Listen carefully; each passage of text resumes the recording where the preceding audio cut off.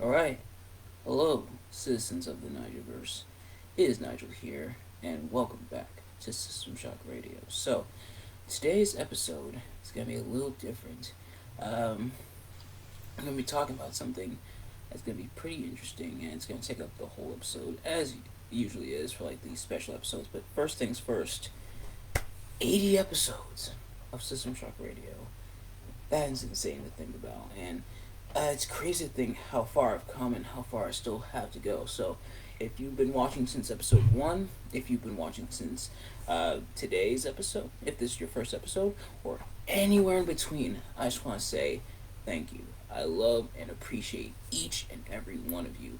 Every like, every comment, every share, every subscriber, or every citizen of the Nigelverse. I want to thank you all so much for being a part of this journey. Like I said, no matter where you started in this journey, I want to thank you. And today, we're going to be talking about the current state of AEW, aka All Elite Wrestling. So, before we get into it, quick disclaimer. This is a disclaimer I have to make. This video and me talking about this is not out of a place of malice. In fact, quite the opposite. I'm not making this because I hate AEW, because I don't. I don't hate AEW, and I don't even dislike AEW. I actually really like AEW. I've more so been getting into it a lot more this year, but the stuff I've seen, I've liked, and they've done a lot of good. With stuff like the stuff they did with Brody Lee, or them giving a lot of like lesser known guys more like a mainstream platform and making them some of them more like household names, housing talent from other places and making some of them a lot better. Her AEW has done a lot of great things. They put on some good matches, they've had some great moments. It's AEW who has been a very good force for the most part. But they've also had a lot of problems. And I feel like this year they've had quite a bit of problems. And to the point where we kind of have to talk about it. And it's pretty disheartening to see almost every time I open social media to see something new with AEW. It's kind of like, it's almost like a game at this point. I open up Facebook or Twitter or Instagram and just to see, okay, what's AEW going to be trending about now? What bad thing has AEW done now? And some stuff is pretty disappointing to see from them. And there's still quite a bit of good, but there's some not so great, and I feel like we need to talk about it. So there's kind of some obvious stuff, some not as obvious stuff, and I'm going to talk about not just what's going on with AEW, but do I think AEW is going to last and continue? That's, I think, been like the $1,000,000 question for a lot of people. Is this the end of AEW? Bit of a spoiler, I don't think so. Oh, like, don't get me wrong, AEW, they've done, like, there's some stuff that's happened that's definitely, AEW's taken a lot of blows this year, and I feel like this is where, and a lot of people have said this, it kind of feels like the honeymoon's over, and now AEW is starting to get quite a bit of hate. So, where will it go from here? And we're going to address it throughout the video, but I don't think this is the end for them just yet. But I will say something does need to be done. So, why do I say this? It's what's going on with AEW. For those of you who are out of loop, who like say, okay, I just watched like WWE or just watched a wrestling product that isn't AEW and I have no idea what's going on, or you may be someone who doesn't watch or follow wrestling at all, and you may be like, Nigel, what's an AEW? What's that? And so, I'm gonna break down a lot of stuff and talk about a lot of what's going on, and yeah, so let's get right into it. That's enough setting up. Let's get into it. So, what's going on with AEW? What problems are they facing? There's stuff that is going on with AEW both on and off camera that can be seen as very detrimental. There was the stuff that happened last month with All Out, which, while I didn't watch All Out, a lot of people said that the pay per view. This is what a lot of people were talking about, how the pay per view felt like really rushed, and it had a lot of matches and they had to breeze through them pretty quickly, and that I think is like one of the downside with like having so many matches on a pay per view card. Now, with the pay per view card, it's not supposed to be like your traditional TV. So, like AEW Dynamite is like 2 hours, and AEW Rampage is 1 hour. But pay per view is usually like 3, maybe 4 hours, maybe 5 if your name is WWE. But even that is like Jesus Christ, wow, that is a lot to sit through, and sitting through a pretty long pay per view with a lot of a lot of matches on there, can get kind of tiring. And honestly, I think WWE. A lot of people have complained about it, but I think WWE kind of splitting like WrestleMania is into like 2 nights. A lot of people have said it's like a bit annoying, and it kind of is. But at the same time, both cards are usually pretty full. Like there's a lot of matches. There's quite a bit of filler, as we saw with this year's WrestleMania. But but you don't have a situation like with All Out, where like you have to breeze through a lot of matches, and some matches were like pretty short, such as like Jungle Boy versus Christian, and instead it was kind of like Luchasaurus turning on Jungle Boy, which is just still crazy to think about how because they were so over as like a team and everything, and now they're no more. Now, at least at the time of recording, Jungle Boy just took on Luchasaurus, and Luchasaurus beat Jungle Boy. But okay, so that team is like no more. But but yeah, so that one ended up being kind of squashed, even though Christian was also apparently injured in that match, and Christian's gonna be on the shelf for a while. But yeah, so that was already kind of like a sour note for that pay per view. But then things went from bad to worse, because there was the All Out media scrum where CM Punk pretty much ripped on like he pretty much said he's old and tired and is working with children and within the AEW locker room, and the Elite took some offense to that. So the Elite is mainly Kenny Omega and the Young Bucks, and sometimes Cody Rhodes and sometimes Hangman Page. But the Elite took offense to that. Fight broke out. You kind of already, like if you're following with it, you kind of already know a lot of that story and everything. The investigation is still ongoing. It's been stalled because some people who were involved are choosing not to cooperate, and it looks like Ace Steel, like CM Punk's trainer, if I'm not mistaken, and like mentor, and I believe CM Punk's tag team partner at one point even bit Kenny Omega. So, but it looks like he may have been let go, and he alluded to it on Twitter. But yeah, so that's a whole situation, and that's now a legal matter because of the fight that broke out. Oh, but that whole situation and it led to the Elite and CM Punk being suspended, being stripped of their titles. Well, the Elite, aka Omega and the Bucks, just won the Trios titles. CM Punk just won the AEW World Championship.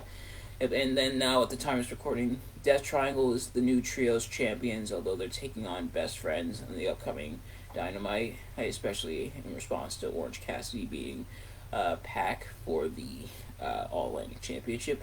And Jon Moxley won the tournament to become the new AEW World Champion. But nevertheless, that whole situation was a major black eye. And I kind of addressed it when I talked about going to AEW in Buffalo.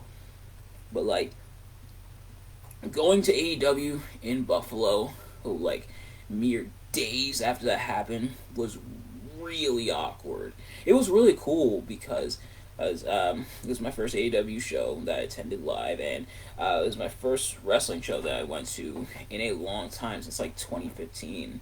But it was also really awkward considering what happened. Like, this was still fresh in a lot of people's minds. Some of the heat has like died down a little bit from that, but still fresh in a lot of people's minds, and stuff like that. I think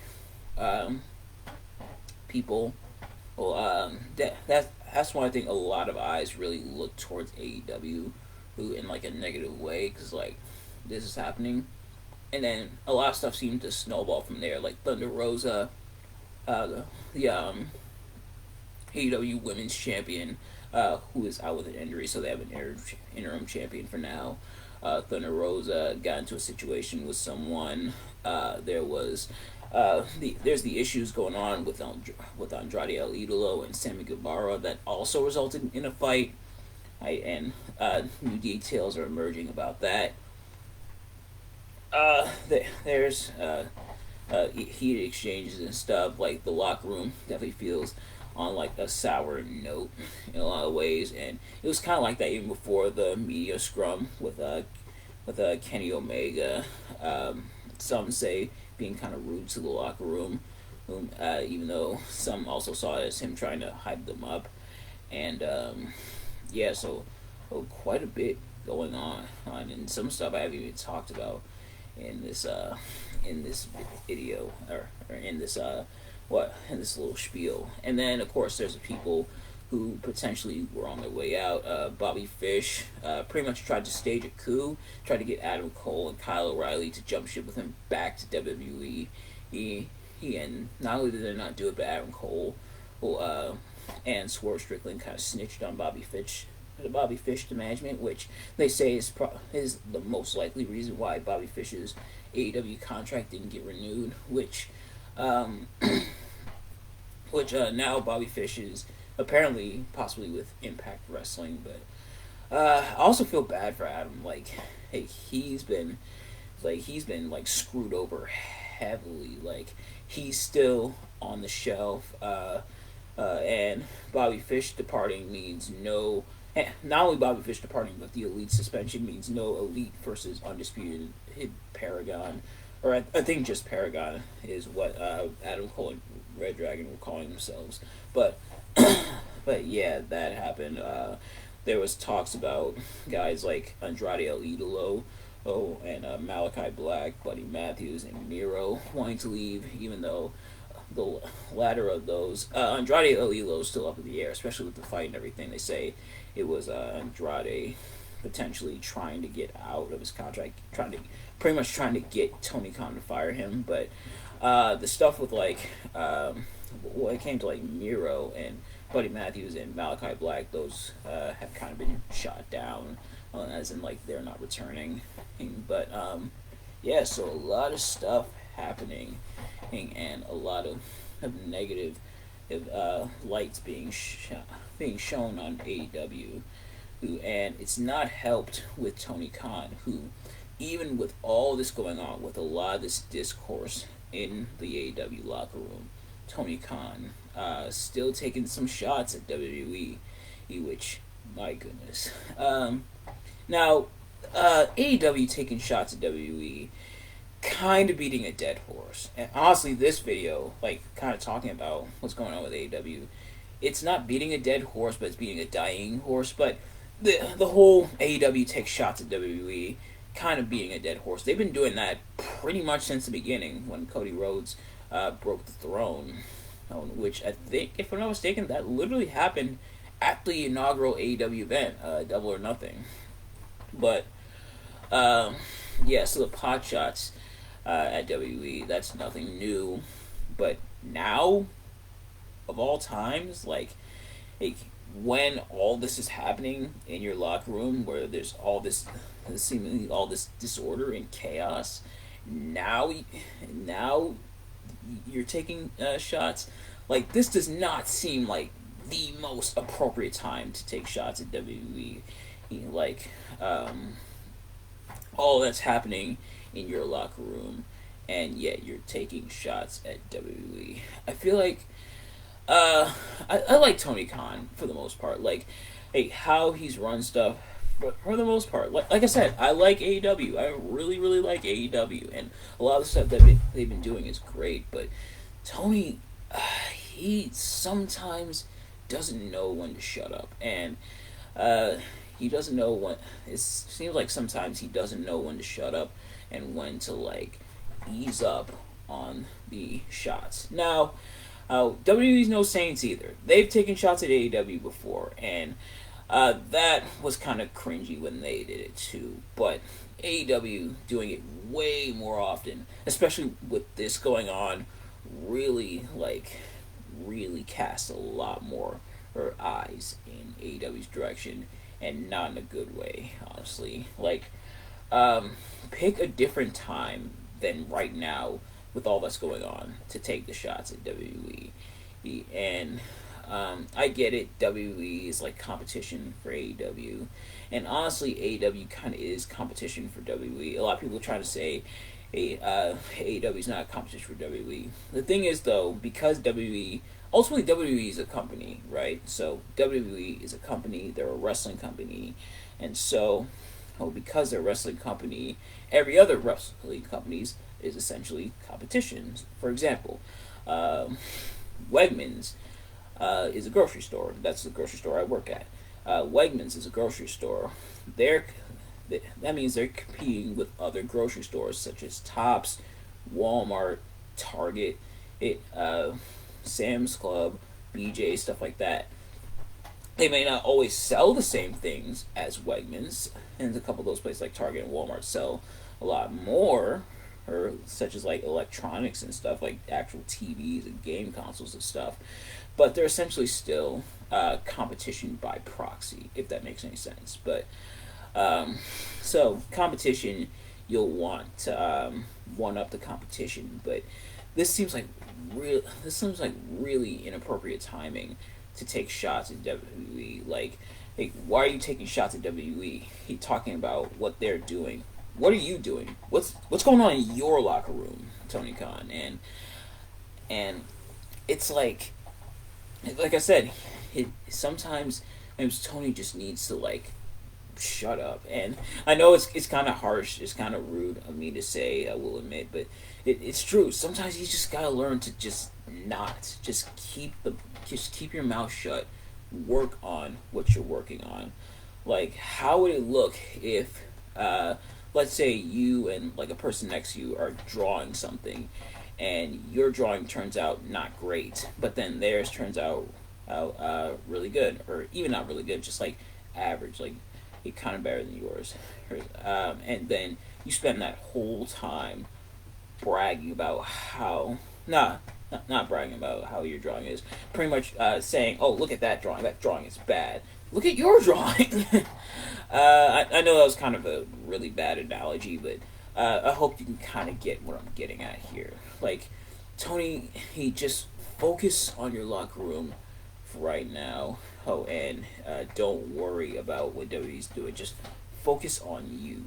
Focus on AEW. Don't focus on WWE and what WWE's doing. Focus on AEW and what AEW is doing.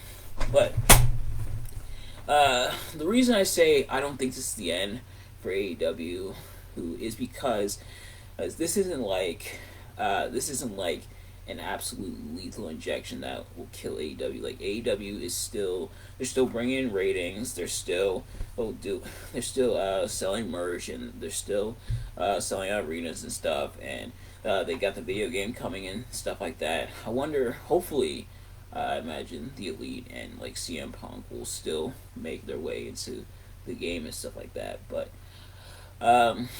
so AEW is still like doing good for the most part.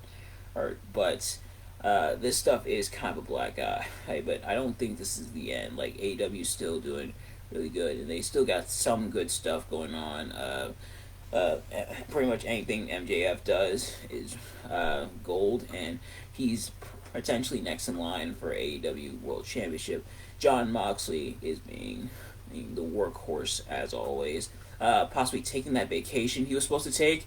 I'm guessing Tony Khan probably he didn't let him because of what happened with CM Punk and everything. That's honestly just a theory on my part, but I think what happened with CM Punk made Tony Khan go, John, we actually need you here because of what's going on. And John was like, okay. Hey, speaking of which, shout out to Renee Young, Jon Moxley's wife, who is now a part of AEW. But there's that. Stu Grayson and sorry for spoilers, but Stu Grayson is back and looks like to be back with the Dark Order. Or I don't know if it's temporarily or if he's like back. Hopefully he's like back. But Stu Grayson for now is back with the Dark Order, and yeah. So I don't think this is the end for AEW yet, but I do think this is gut check time. Honestly, the honeymoon is over. But the thing about the honeymoon phase, look at like the honeymoon phase of a relationship.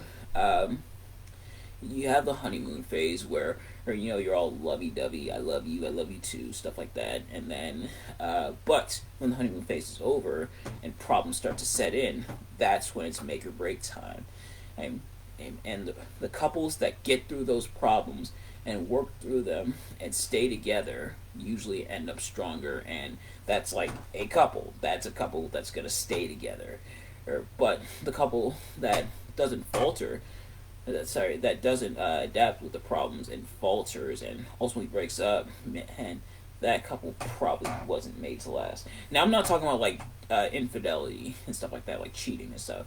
That's no. But I mean like arguments and like or like facing debt or poverty or something hard hit your relationship, if something like that. Couples that get through that usually end up stronger, and it shows that the relationship is probably built to last. It's battle tested, and I think this is AEW's battle test. I believe that AEW, this is like their test. This is gonna be, this is pretty much gonna show that AEW, if AEW gets through this, which hopefully they do, because like I said, I like AEW. Hopefully, if and possibly when they get through this.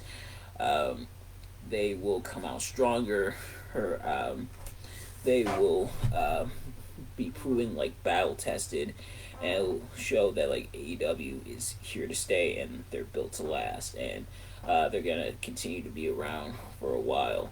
Well, look at places like WWE or Impact. WWE survived like the steroid scandal and the issues of concussions with what happened with Chris Benoit, both of which I covered on my YouTube channel, the Vince McMahon steroid trial and the Chris Benoit crime analysis. So go check those out. They've been through that. They've been through low ratings. They've been through some locker room issues of their own. With like Impact / TNA. There was what happened with Dixie Carter, and how she kind of ruined TNA. There was stuff with Hogan and Bischoff. There's Victory Road 2011. If you don't know what that is, look it up. But otherwise, if you know, you know. But yeah, they went through that, and they're still here. They're still standing. So hopefully AEW gets through this. I can't say for sure whether or not they will. We'll have to see, but hopefully AEW gets through this, and hopefully AEW comes out stronger, because I want to see them continue. They've done a lot of good, and they've definitely been a pretty potent force in the wrestling industry nowadays, and have proven in a lot of ways to be an alternative to WWE for a while, and they're going through a bit of a rough patch right now, but hopefully that's all that is just a rough patch, and the rough patch that will lead to AEW coming out bigger and stronger than ever. But for now, time will tell. But that is the state of AEW at the time of this recording. So I want to give a big thanks to everyone who watched and who heard my thoughts about what's going on with AEW right now. I know I kind of like generalized it. There's a lot more to go into, but we could be here for a while. Oh, and there are plenty of people who have covered what's going on with AEW a lot more and on a much more regular basis. So go check them out, and check out what's going on with AEW, so you get like the full story. I kind of like wrapped it up a little bit, and kept it in a nice concise package for the sake of this video, so that it isn't too long, and we are almost getting kind of long here in the tooth, but nevertheless, thank you all so much for watching. If you did enjoy this video, please do me a favor, like, comment, subscribe, share with your friends. Let me know in the comments below your thoughts on my thoughts on the state of AEW. Your thoughts on my thoughts on the state of AEW. Subscribe if you haven't already. Like the video if you haven't already. Turn on bell notifications so you know every time I upload a video, so you can see it as soon as it drops. And I will see you guys later. Peace.